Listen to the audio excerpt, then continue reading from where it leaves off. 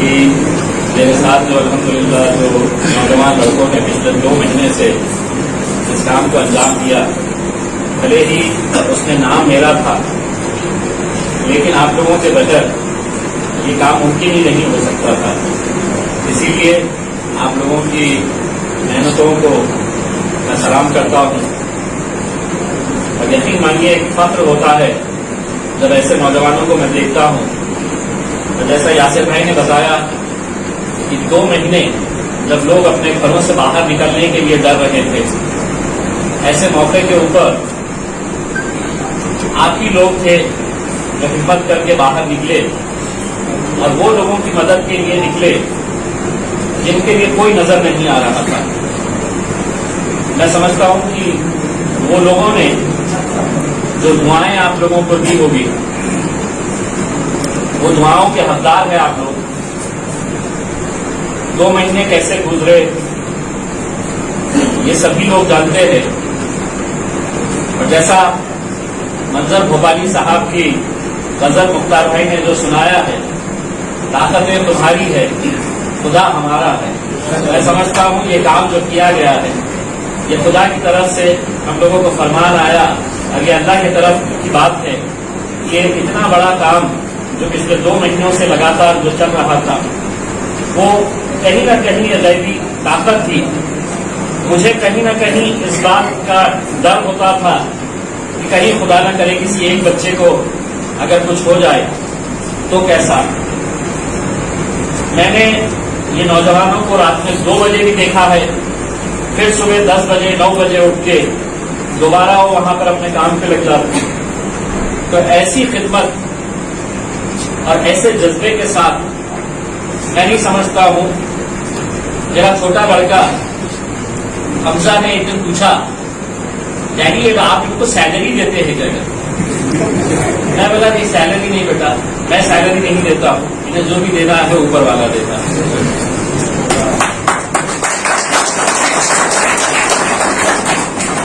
دیکھیے، جب یہاں سے ایک انومان ایک اندازہ بھی اگر لگایا جائے تو میں سمجھتا ہوں 10,000 سے زیادہ لوگ جو یہ نوجوانوں کی وجہ سے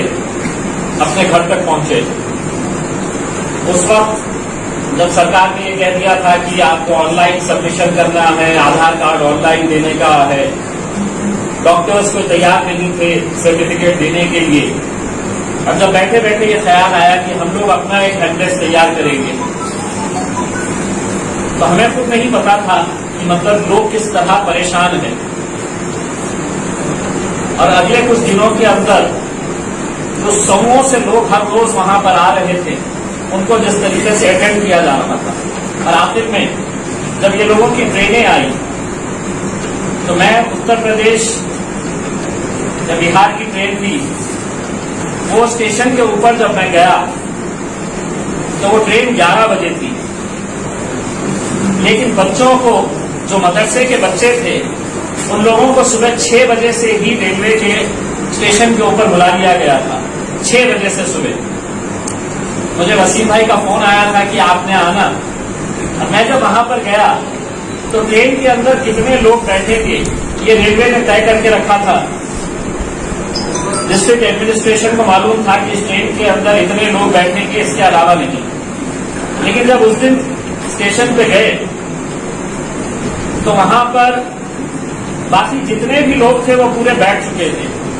اس کے اندر اور کوئی بیٹھنے کی گنجائش نہیں تھی، نہ تو پولیس بیٹھنے دینے والی تھی، نہ پرشاسن کے ڈسٹرکٹ کلکٹر کے جو لوگ وہاں پر تھے، نہ ریلوے والے وہاں پر۔ لیکن فیروز اپنے جو کارپوریٹر ہیں ان کے علاقے کا ایک مدرسے کے 72 بچے تھے جو روڈ کے اوپر لائن لگا کر صبح 6 بجے سے وہاں پر کھڑے ہوئے تھے، اور وہ لڑکوں کو یہ بولا گیا تھا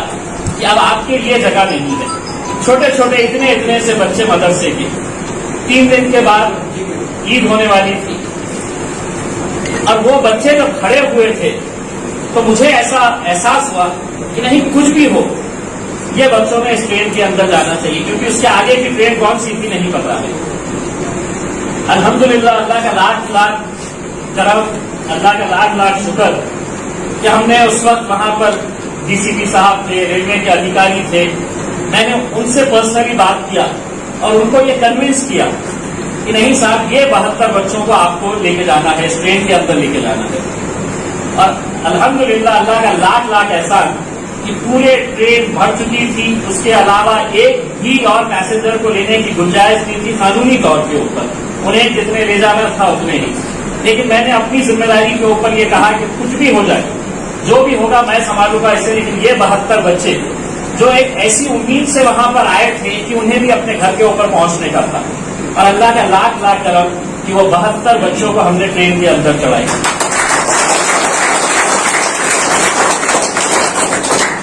تو جب وہ بچوں کو چڑھا کر میں جب اپنے گھر کی طرف نکل رہا تھا تو مجھے ایک بات کا احساس ہوا کہ شاید یہی دن کے لیے اللہ نے مجھے اس شہر میں، وہ بچوں کی جو دعائیں، ان کے ماں باپ کی جو تڑپ تھی کہ ہمارے بچوں کو کسی طرح ہمارے گھر کے اوپر پہنچا دے کرتے، تو الحمدللہ وہ وہاں پر چلے گئے. اس کے بعد ہم لوگوں نے جتنا بھی ہماری طرف سے، دیکھیے ان 2 مہینوں کے اندر ہر انسان کو ایک بات سمجھ میں آئی، پوری دنیا کے اندر ہر انسان کو ایک بات سمجھ میں آئی کہ اگر پیٹ بھرنے کی طاقت کسی کے پاس ہے تو وہ صرف اللہ کے پاس ہے. ہماری کوئی حیثیت نہیں، ہم کتنا بھی کر لیں، ہم 2400 گھنٹے بھی اگر ہم نے کر لیں تو بھی ہم ہر انسان کے پاس پہنچ نہیں سکتے. لیکن اللہ کا لاکھ لاکھ کرم ہے کہ ہماری طرف سے جتنا ہو سکتا تھا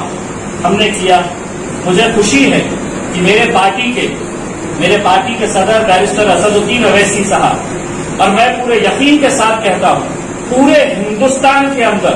میں دعوے کے ساتھ یہ کہوں گا کہ باتیں تو بہت بڑی بڑی کئی لوگ کرتے ہیں، لیکن پورے ہندوستان کے اندر اگر صحیح معنوں میں اس وقت غریبوں تک کسی نے اناج پہنچانے کا، کسی نے ہے تو روزی روٹی پہنچانے کا کام اگر کسی نے کیا ہے تو وہ اکبر اویسی صاحب.